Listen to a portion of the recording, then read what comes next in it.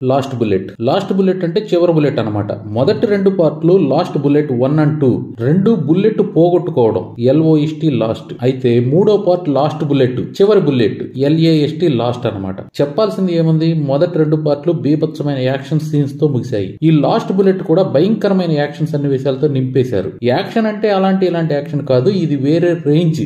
అయితే కథ విషయానికి వస్తే ఏ యాక్షన్ సినిమాలో కథ ఉంది చెప్పండి? హీరో జైలు నుంచి విడుదల కాగానే తన వాళ్ళను ఘోరంగా చంపి తనను జైలుకు పంపిన వారిపైన రివెంజ్ తీర్చుకోవడమే ఈ సినిమా.